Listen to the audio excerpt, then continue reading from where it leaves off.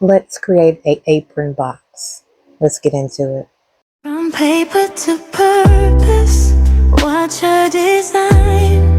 Wendy's created designs, one of a kind. Cut, fold, turn dreams to life. Stay for the story behind every design.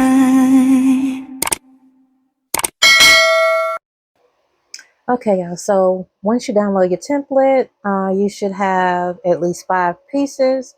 You have the front, of course, and you're going to have the back.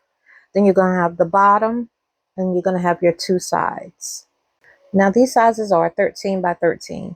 These are customizable as far as size-wise. You can either make them an 8 by 8 or 12 by 12, but make sure you make them in doubles like that, okay?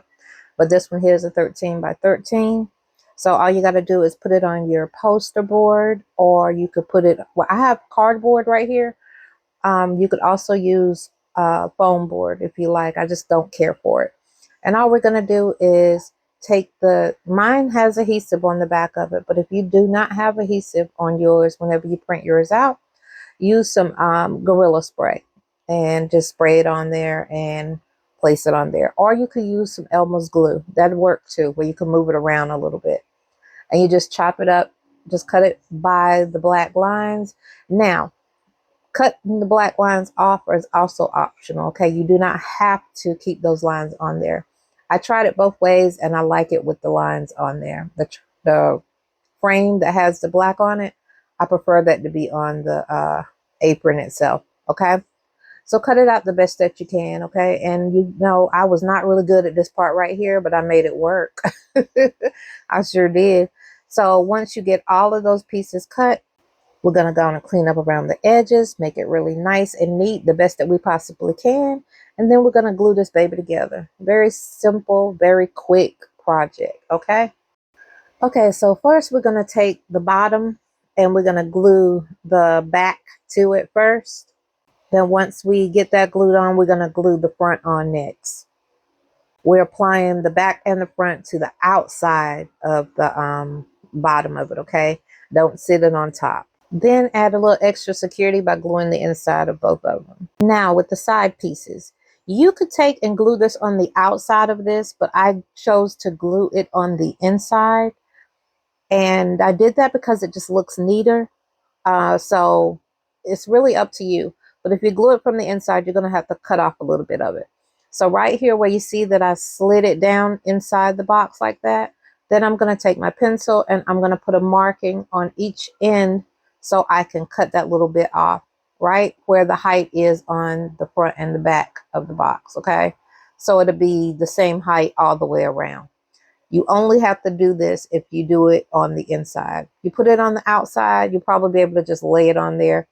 But I bumped it up against the outside and I did not like how that looked. So I decided to go with the inside. So now I am cutting that little piece off. And once I cut that little piece off, I'll go on and measure the other side up to it and cut that one off as well. And then we'll be ready to slide it on in there. So I prefer to add the glue to the box itself and then slide the piece in there so it goes in there nicely. Okay. So I just was sizing it up to make sure that it looked right, and it did, and it was even and flush. And that's what I'm showing you right now. So now all I'm going to do is, like I said, I'm going to add some glue to the box itself and slide the sides in.